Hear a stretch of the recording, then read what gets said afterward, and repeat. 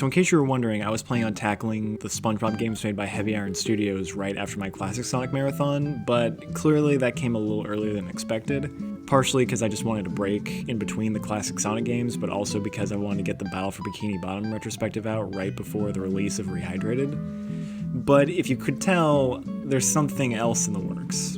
Quite simply, I just really wanted to play Revenge of the Flying Dutchman. I've never actually played this game before, and it holds the distinction of being one of the only SpongeBob games that doesn't seem to have a general consensus among SpongeBob fans. There are some people who love the game, some people who hate it, some people who think it was fine for the time, and then there's some who think it still holds a unique edge today. Beyond that though, I just feel like it would be beneficial to look at the Heavy Iron trilogy with context on what this game is and what it isn't. So with all that said, let's get this ball rolling. This is a SpongeBob SquarePants Revenge of the Flying Dutchman retrospective. First, I think it's important to discuss this game's development history and the significance it holds. Flying Dutchman was developed by Big Sky Interactive, which was originally the American division of a company based in France, Callisto Entertainment. At the time, the US division was working on the tie-in movie game for Jimmy Neutron Boy Genius. However, financial issues led to Callisto filing for bankruptcy. The US branch still had the resources to continue on and split from the company to become Big Sky Interactive.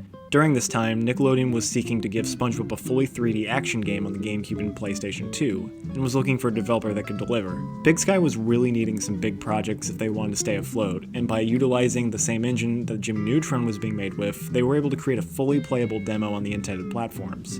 And yeah, if I was Nickelodeon and every other company was only providing documents, concepts, maybe a few 3D models, I'd much rather work with a company that already had a promising head start like this. Big Sky got the job and went on their way to develop Flying Dutchman. Unfortunately, that solid start was undermined by some pretty egregious internal problems.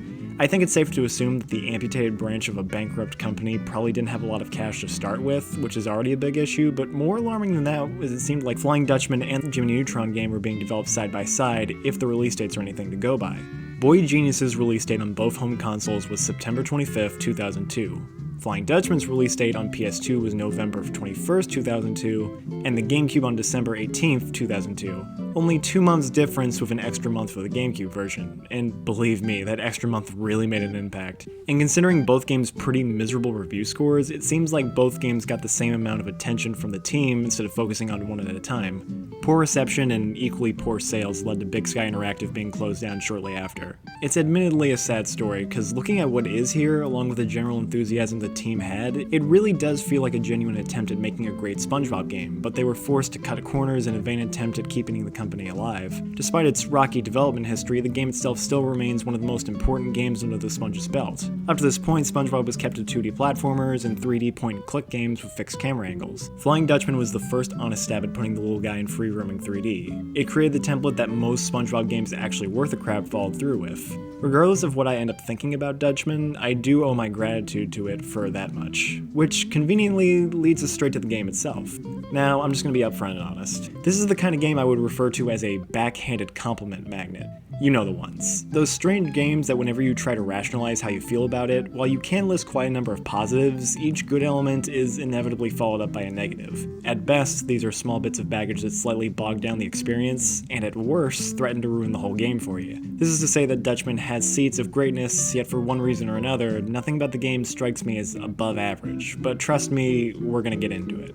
I will say the start about the game is fitting. The start screen is just a still image with no music, but then you get the actual SpongeBob theme simply redone over a good-looking FMV of the show's opening animation, which then cuts to a title card with the name of the game. There's even a neat little file select area in the Krusty Krab kitchen. I always like these more interactive menu areas. It's really charming, though I have no idea what Mr. Krabs and Squidward are flipping out about over here. The plot of this game is pretty straightforward. Gary fetches a treasure chest for SpongeBob that reveals the Flying Dutchman's treasure that scatters itself all over Bikini Bottom with the bottle that was the prison of the Flying Dutchman's ghost. SpongeBob accidentally releases him, and the Flying Dutchman vows to turn SpongeBob, Gary, and the rest of SpongeBob's friends into his obedient crew members for eternity as punishment for disturbing him. However, SpongeBob later reads about the Flying Dutchman and learns that he can become immune to his hypnosis by finding all of the Dutchman's personal belongings and can recapture the ghoul of another magic bottle. So SpongeBob sets out to explore Bikini Bottom, find all the Dutchman's treasure, and save his buddies from eternal servitude. From there, the story follows a set pattern. SpongeBob explores an area, completes various tasks, and finds the hidden treasure on the stage. This is followed up by one of SpongeBob's friends being hypnotized and taken away by the Flying Dutchman. that's about it. The only real variation that comes out of the story are the individual plot lines of each area, if they even have one at all. For example, going to Chum World to stop Plankton from continuing its development, or going to downtown Bikini Bottom to help Mr. Krabs boost the Krusty Krab sales.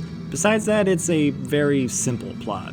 To give credit where it's due, I love how the main antagonist of Flying Dutchman is, well, the Flying Dutchman. I love Mr. Lawrence as much as the next guy. He's the perfect mix of menacing, vulnerable, and cynical that makes him such an endearing, entertaining villain. But SpongeBob SquarePants does have a surprisingly large rogues gallery beyond Sheldon, and it's nice to see one of these games go with a bad guy that wasn't Plankton for a change. There's also the writing and voice work, something that can really make or break a licensed game. And with a really basic plot, it does ideally leave a lot of room for the characters to bounce off each other and crack some witty jokes. And Flying Dutchman does mostly deliver on this front. In terms of voice work, almost every major character is reprised by their original actor. And I'm always stoked when these guys get to flex their voice acting muscles with the iconic characters they've kept up with for 2 decades at this point. Even Clancy Brown, someone who's notoriously difficult to pick up for these SpongeBob games, is here, and that makes me really happy. The only gap in the otherwise original cast is one of the most baffling possible options, the French narrator. One of the characters voiced by Tom Kenny, who's fine and well here as both SpongeBob and Gary, but oddly not with Frenchie. The substitute they brought in does still sound soothing and charismatic in his own right, but I'm sorry, that's just a voice that can't be replicated. Do not be so hasty, for these clams are just a part of the cycle of life. Still, it's good for what it is. The voice actors do give good performances on par with how they do on the show. It's just a shame that the writing doesn't give them a ton of great lines. The script is just a bit bland. It's not bad, it never made me cringe or anything, but you can tell that the writers are trying to be funny but just miss the mark ever so slightly. Still, every now and again, the game got a laugh out of me, and I can appreciate that much at least. Once again, we see that more legs doesn't mean more speed. And once again, we see that more holes in your head means less stays inside of it.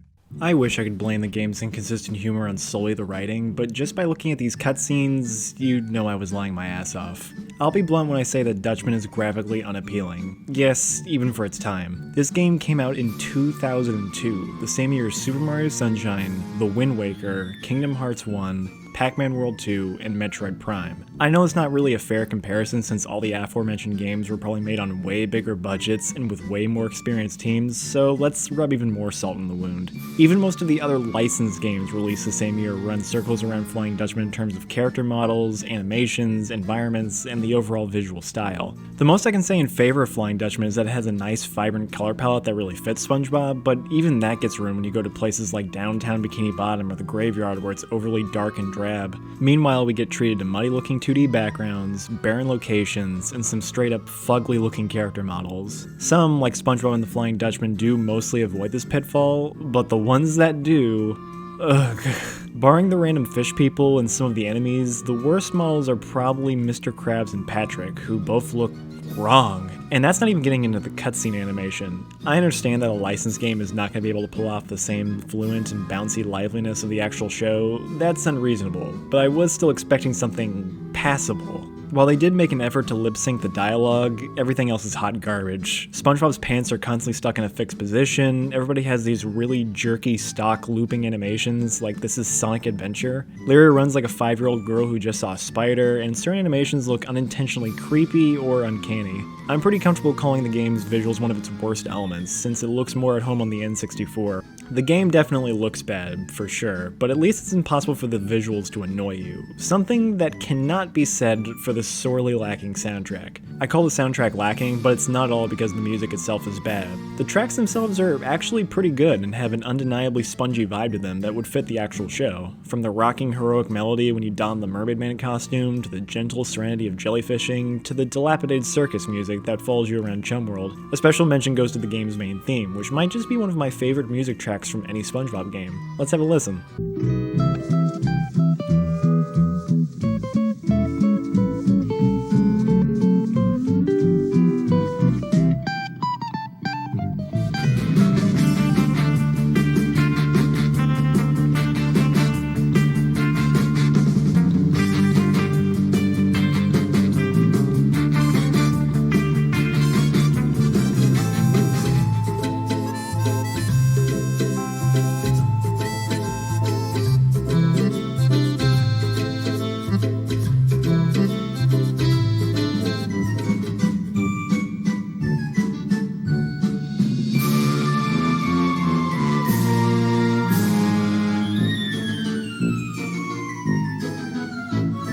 It's a very charming soundtrack, and I'm not going to take that away from Flying Dutchman. No, the issue of the OST is just about everything else. Unlike most other games, music tracks aren't primarily determined by things like events or the levels you're currently in. Rather, it's usually decided by which costume you're wearing. There's one track per costume for a total of 6, along with the unique level themes for Chum World and the Graveyard, as well as the theme when you're solving the slide puzzles in SpongeBob's brain. Yes, you heard me correctly. This game only has 9 music tracks total, and I wish I could say the whole soundtrack is painfully stretched throughout the whole game, but no, it's arguably worse. But let's just put a pin in that point for later. So the visuals were dated even for the time, the music has got some issues that we'll get into that ruin otherwise well-composed tracks, and the story actually does alright for itself in spite of the gimped writing and animation, but what about the gameplay?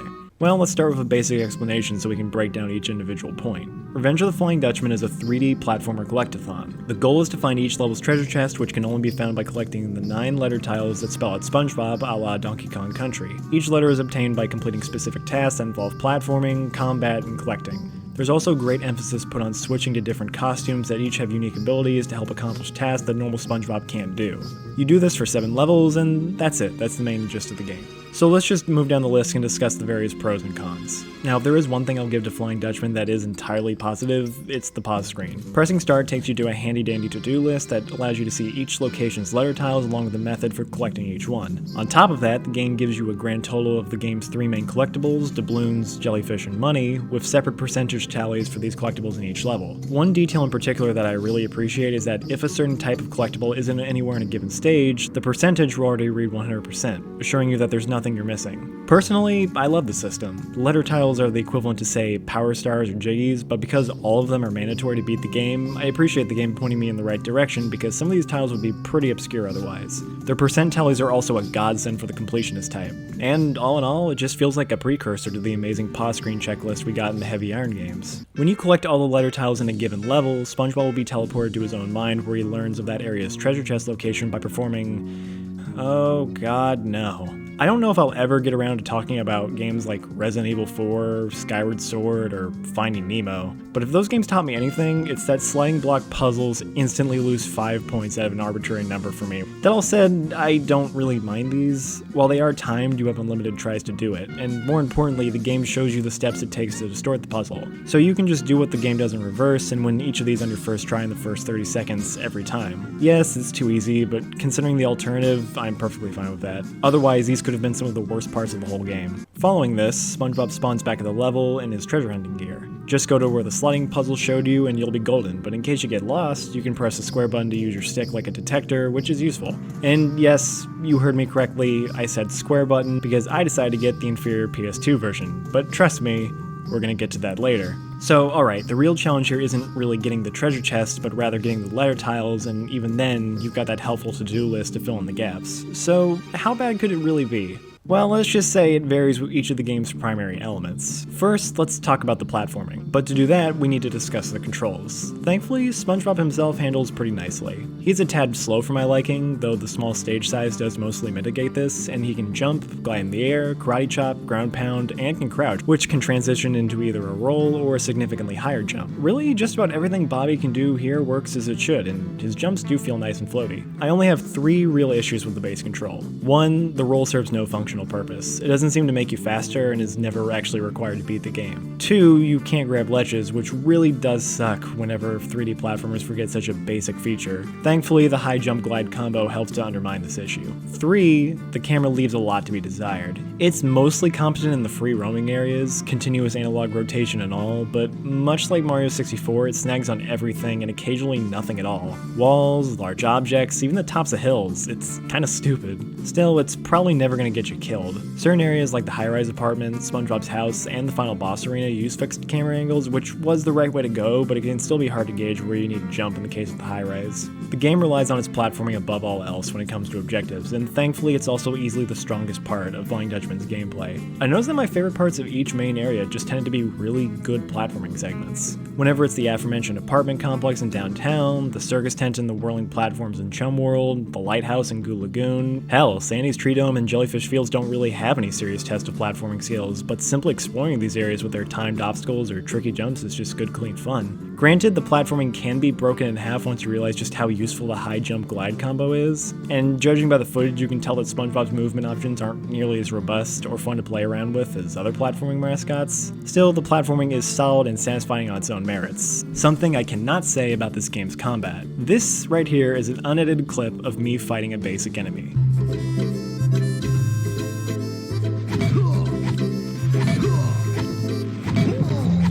That was terrible. There are really only 3 types of enemies. The jellyfish, which are immediately caught with one swipe of your jellyfish net and never respawn once you catch them. The snails and skeletons, which will go after you but will be temporarily knocked out with only a hit, much like dry bones in the Mario games. And then there's probably the worst enemy in the history of gaming. These basic guys. The appearance will change based on where you are, but all these guys behave the same way. They approach you once you're in range, stand still as they attack, flinch for a very long time after taking a hit, and can take anywhere between 1 to 3 hits to defeat. Combine this with the fact that Spongebob only has one real attack, the lack of any punchy or impactful sound effects, the fact that they just kind of slouch over and silently vanish when they're defeated, and the fact that neither them nor Spongebob make any kind of threat or witty retort before, during, or after the encounter, and you have some pretty miserable combat.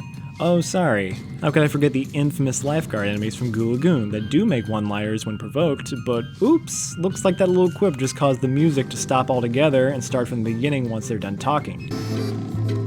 Get off the beach, runt. Now I know why most of the enemies in this game are mute. It's because Blue Sky didn't know what good sound design was. But yeah, the combat of this game is terrible, and easily one of the worst aspects of the game. The 3D platformer collectathon genre already has a reputation at this point for making the combat one of its weakest elements, but at least it felt like it was finished in games like Mario 64 or Banjo-Kazooie. This just doesn't cut it. Thankfully, combat is rarely required to make progress, so you can usually just run past the various thugs and clowns without any consequences. The collectathon element is fairly typical for the genre. Almost every area has 2 letter tiles devoted to collecting a given amount of doubloons and catching a certain amount of jellyfish within the stage, the only exceptions being the Tree Dome, which has you catching real bees and wasps, which is basically the same thing, and Jellyfish Field, which has jellyfish linked to another side quest that gets you the reef blower, which I don't really see an issue with. There's also sand dollars, which are used on 2 occasions to buy items, but it's not much of an issue. You'll get all the money in downtown just by completing the mandatory food delivery side quest, where all but $10 of it is spent in order to unlock the second half of Sandy's Tree Dome. And while you do need $300 to buy another magic bottle, there's a total of 38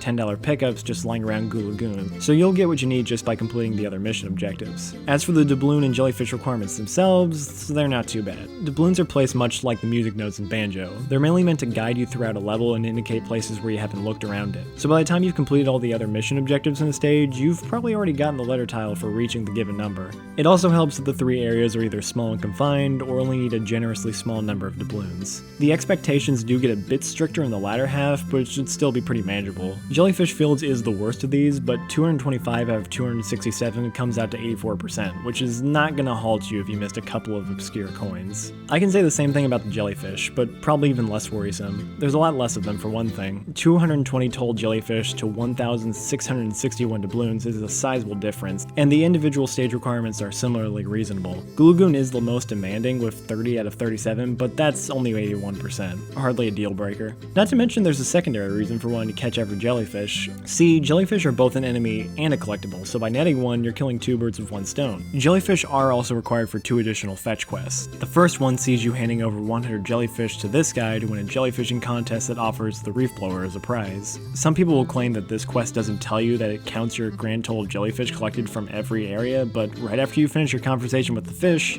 boom, bring 100 jellyfish, game total, to Rusty. You can't get much more clear of your instructions than that. Shortly after this, you'll find Larry the Lobster, who is willing to trade his spare bus ticket to Goo Lagoon for 50 jellyfish. And sure, this time the notification doesn't include the game total in brackets, but the average player should be able to realize what the game is referring to at this point. A more meritorious complaint is the fact that between the 5 areas you have to access at this point in the game, you need 150 out of 167 jellyfish for basic progression, which is admittedly pretty steep.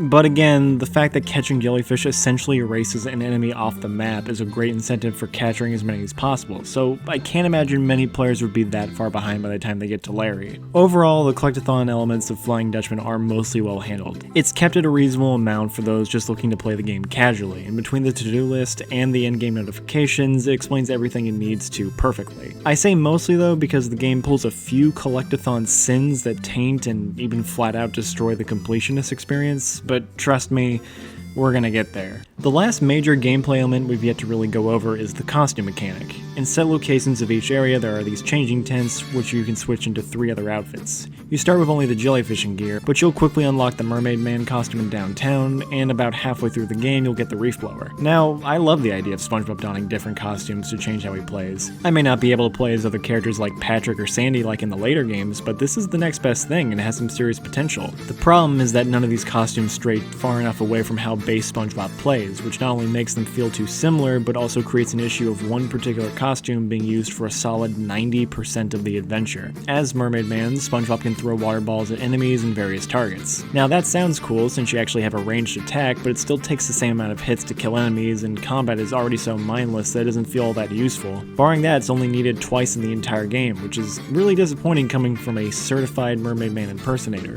The reef blower has the opposite issue. It certainly has more applications as far as completing tasks goes, like blowing on fans, pushing around stuff, and even having a dedicated mini-golf segment in Chum World, but it's also the only costume to not give you a basic attack, meaning it's a straight downgrade at any point where it's not required. And mind you, this is the same piece of equipment that could suck up the entire ocean, destroy an entire house, mutilate civilians, and let you fly. That's what I call a missed opportunity.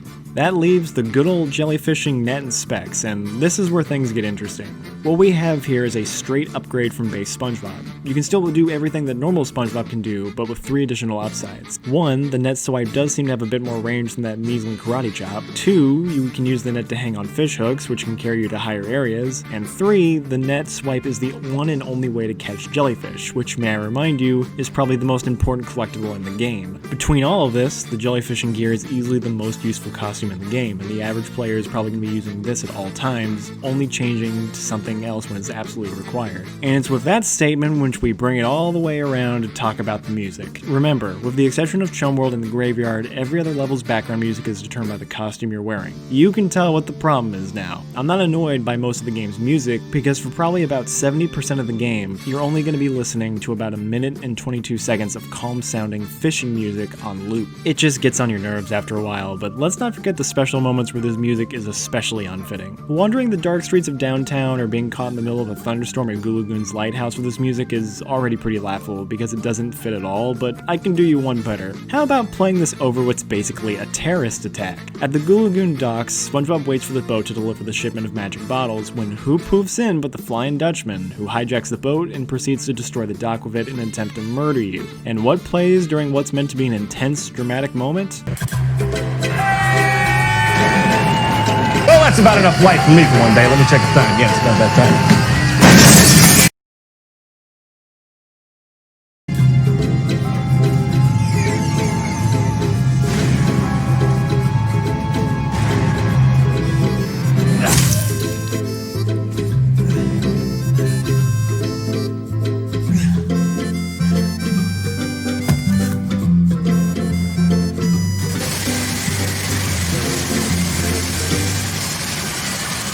There's also the karate gear, which are only used in these segments where SpongeBob has to compete with either Sandy or Larry to destroy as many props as possible. It does offer up slightly more invigorating combat and a few extra moves, but let's face it, you can just spam the basic 3-hit combo and win each of these matches on your first try with no worries. What a joke. I wanted to find a way to talk about each of the levels, but I've already discussed a lot about each of them, so instead I'm going to rapid fire compliment and complain about one thing in each level. I'm going to be really stretching for some of this though. Bikini Bottom is a solid confined starting area and hub world all in one, and does a great job of getting you started thanks to how well it tutorializes everything. That said, I don't like the coins on top of the light posts. They require frame perfect high jumps to get on the top, and while you can comfortably get these ones by jumping from the Krusty Krab, there's no way to cheese the one by SpongeBob's house. It actually took me a solid 4 minutes or so to get this single coin, and by the end of it, I was ready to give up on my life. Downtown Bikini Bottom has the apartment complex area, which is one of the most challenging yet mostly fair platforming sequences in the game that really has no reason to play as well as it does considering its fixed camera.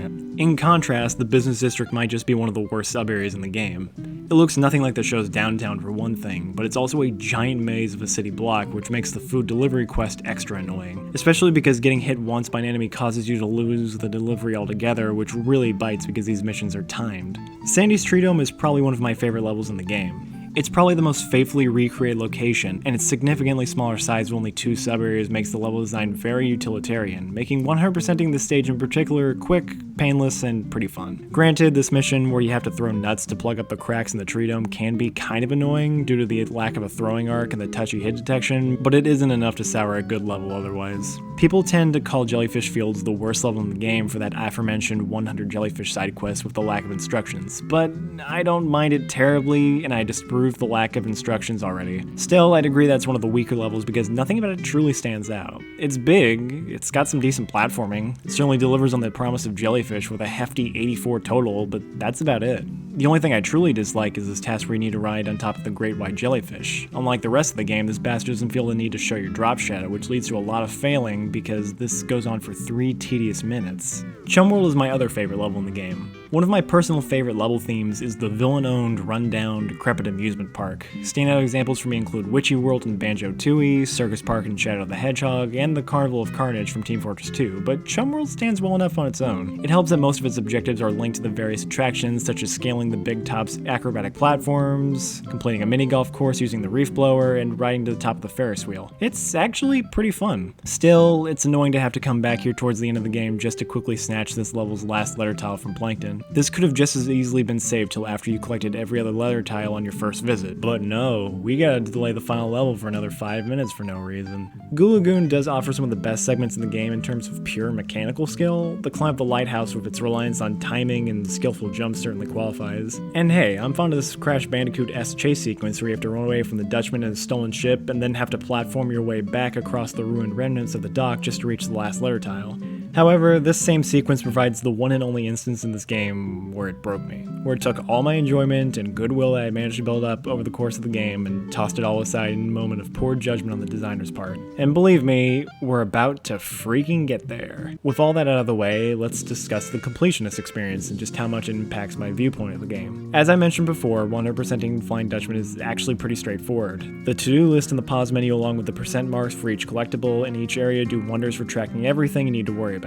And let's be perfectly honest, the difference between a minimalist run and a full completionist run aren't that big, and the worst things the game asks of you are already mandatory. However, I'd be remiss for not going over the minor and not so minor issues that hurt the completionist experience. Starting out small are the coins hidden in breakable objects. Despite how little feedback most of the environment gives you, 3 of the locations have small barrels and sandcastles that house coins. The problem is that the game never makes this obvious. These barrels are very easy to overlook, and the first 3 levels you'll most likely complete don't have any props to bust open, which subconsciously told me that all collectibles will be out there in the open. I had to look up a guide just to figure this out.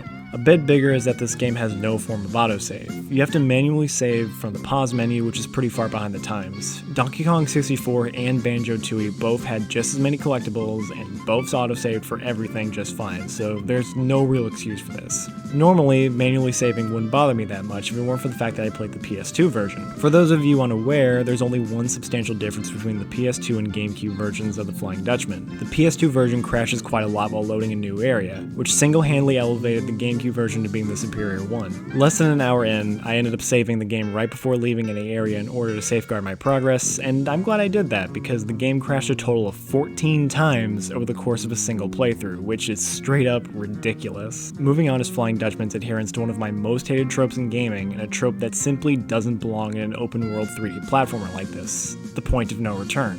Once you enter the Flying Dutchman's graveyard, you're unable to go back to Bikini Bottom, and the game makes no effort to tell you this crucial bit of information. Thankfully, you can reset the game and go back to your last save before the graveyard, but I still don't care for this. Also, you need to 100% the graveyard area before saving your last friend, because you immediately start the final boss the moment this happens, so be careful. But none of this holds a candle to the ultimate shit stain, something that no collectathon platformer should ever do. Remember that dock sequence at Goo Lagoon? Well, it just happens to have a few of those godforsaken barrels I mentioned earlier, and once you escape the Dutchman, the majority of the dock is missing, including the parts with those barrels. Yep, you're understanding me perfectly. There are permanently missable collectibles in this game. So, I played through the majority of this game and 100% most of everything until I hit a roadblock trying to figure out where the last few coins were. This led to me checking out the guide, where I learned about destroying barrels.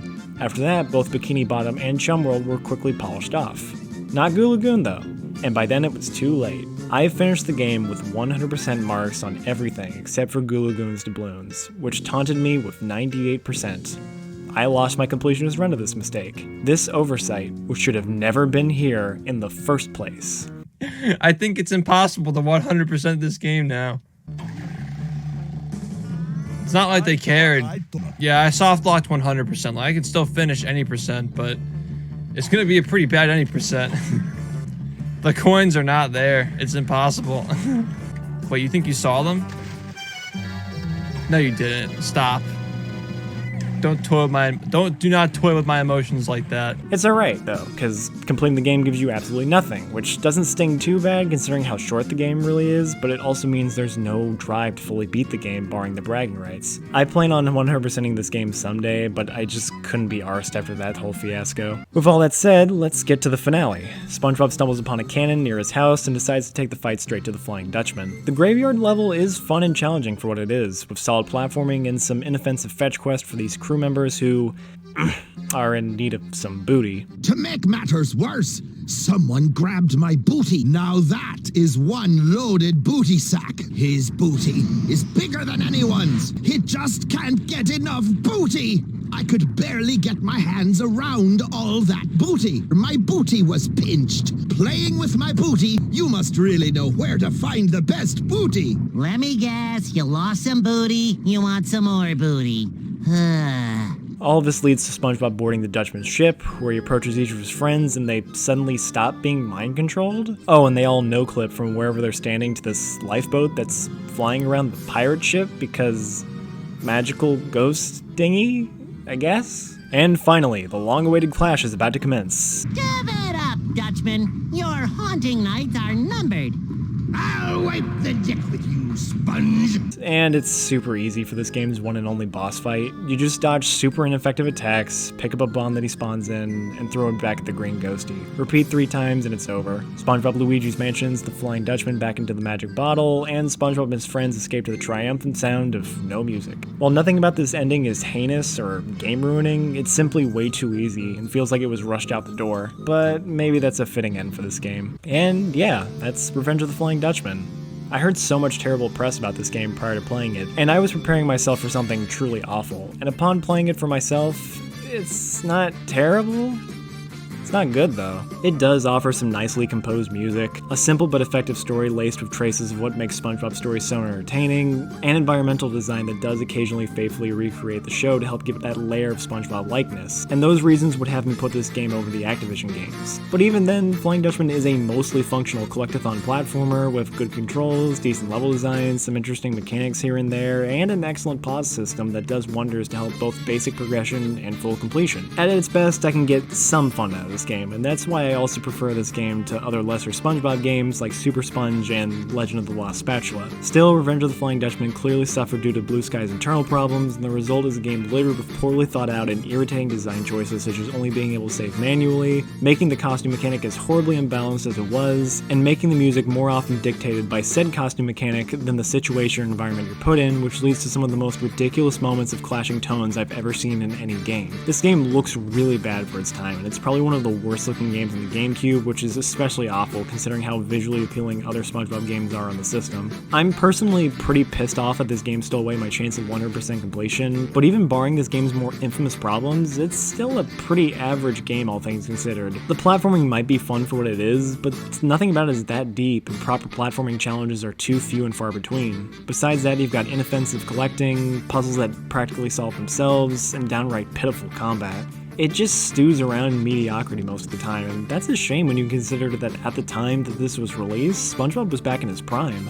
If this game was released back in 1999 or 2000 on the Nintendo 64 in the exact state it is now, I think the game would have been much better received because a lot of the elements from this game would have been much more in line with its contemporaries. Hell, certain parts might have actually been seen as impressive, but that's sadly not the case. Again, it's far from SpongeBob's lowest point in gaming, but this game certainly set itself up to look bad when you consider the SpongeBob game that got released only a year later. So, with that said, join me next time when we talk about SpongeBob SquarePants Battle for Bikini Bottom. This has been Baileography, and I wish you all my very best.